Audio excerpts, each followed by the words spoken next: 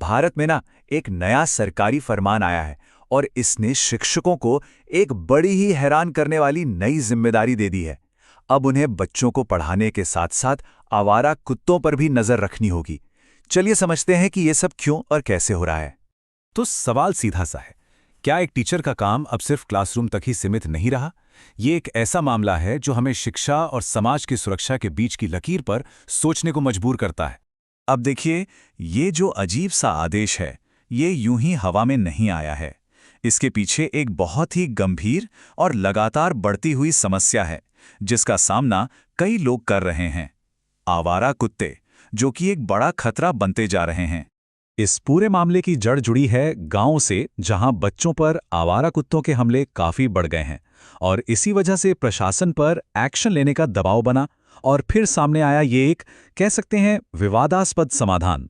तो इस बढ़ती हुई परेशानी से निपटने के लिए स्थानीय शिक्षा विभाग ने एक ऐसा हल निकाला जिसके बारे में शायद किसी ने सोचा भी नहीं होगा।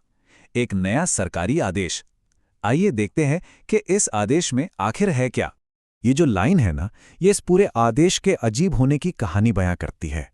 मतलब अब शिक्षकों से एक ऐसी भूमिका निभाने को कहा जा रहा है जो उनके काम से बिल्कुल ही अलग है।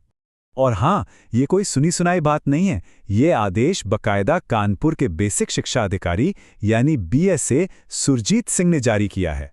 तो ये एक ठोस और वास्तविक प्रशासनिक कार्रवाई है। तो आखिर करना क्या है टीचर्स को?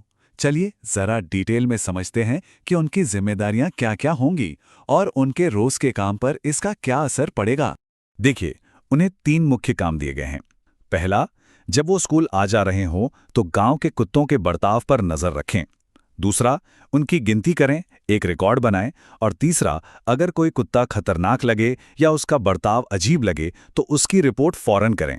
मतलब साफ है, शिक्षक अब सिर्फ पढ़ाने वाले नहीं रहे, उन्हें अब एक तरह से स्कूल के आसपास के लिए एक सर्विलांस सिस्टम का हिस्सा बना दिया गया है। पर सवाल तो यही है कि आखिर इतना अजीब कदम उठाया ही क्यों गया? इसके पीछे सरकार का क्या तर्क है? चलिए इसे भी समझ लेते हैं। देखिए, ये सिर्फ किसी एक अफसर का आइडिया नहीं है। ये जो आदेश है ना, ये असल में सुप्रीम कोर्ट में एक जनहित याचिका यानी PIL डाली गई थी, उसके जवाब में आया है। तो दबाव ऊपर से था। तो इस पूरे निर्देश के 3 मेन पॉइंट हैं।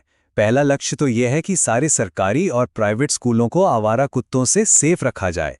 इसके लिए दूसरा काम यह होगा कि स्कूलों के पास कितने कुत्ते हैं उनकी पहचान की जाए। और तीसरा, हर स्कूल में इस काम के लिए एक जिम्मेदार व्यक्ति को नियुक्त किया जाएगा, जिसे नोडल ऑफिसर कहा गया है। तो ये नोडल ऑफिसर कौन होगा? ये स्कूल का ही कोई व्यक्ति होगा जिसकी जिम्मेदारी होगी कुत्तों पर नजर रखना और कोई भी गड़बड़ होने पर सीधे प्रशासन को रिपोर्ट करना। उनका नाम और फोन नंबर भी प्रशासन के पास रहेगा। और ये सारी बातें हमें एक बहुत बड़े सवाल पर लाकर खड़ा कर देती हैं, बच्चों की सुरक्षा। आखिर ये जिम्मेदारी है किसकी? क्या ये सिर्फ टीचर की है, या माँ बाप की, या फिर प्रशासन की, या फिर हम सब की, पूरे समाज की एक जिम्मेदारी है? ये एक ऐसा सवाल है जिसका जवाब हम सबको मिलकर खोजना होगा।